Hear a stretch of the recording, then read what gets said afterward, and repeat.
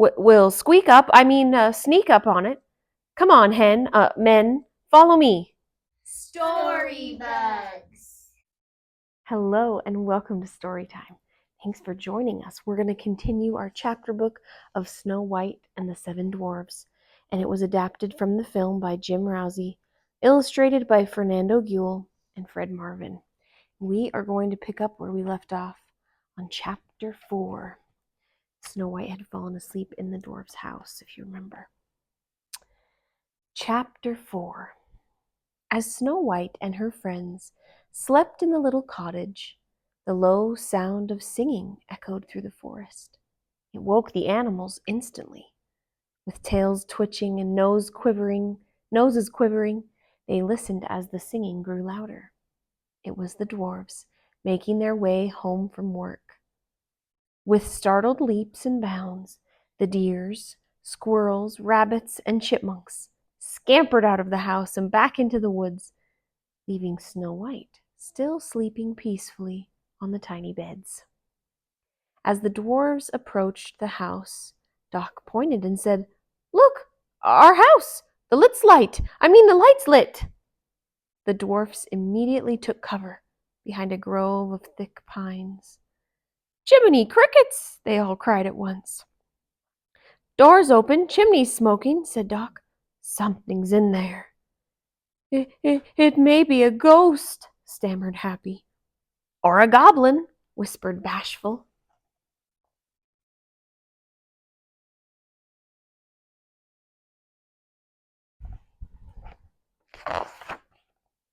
"It might be a dragon," said Sneezy, his nose tickled by the scent of the pines.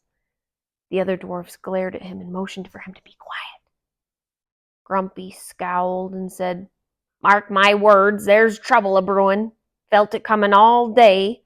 My corn's hurt." The dwarves all looked at each other in concern. "What shall we do?" asked Sleepy. "I'm too sleepy to think." "Let's sneak up on it," Happy exclaimed. "Yes, huh?" Doc answered, suddenly aware of what Happy was proposing. Then he stood up straighter and addressed the others. We'll sneak up on it. Come on, men, follow me." The dwarves slowly and cautiously crept up to the house, one behind the other.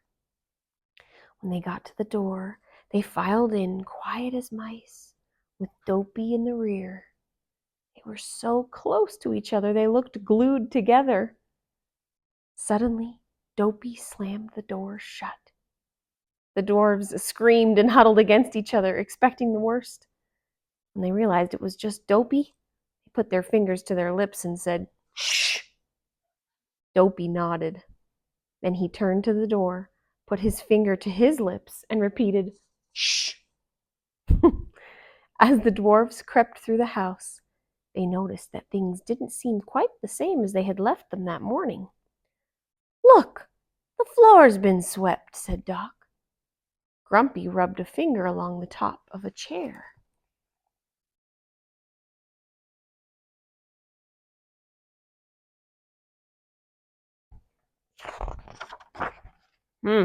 Chair's been dusted," he said in disgust.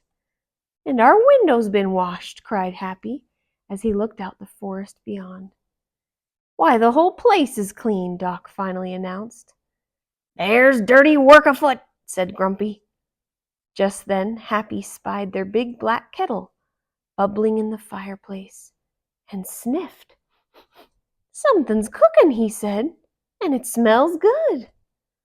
Happy grabbed a spoon and was about to dip it into the kettle when Grumpy snatched it away and yelled, "Don't touch it, you fool! It might be poison!" Glancing nervously around the room, the dwarfs felt sure that some sort of unknown and terrible creature had invaded their home.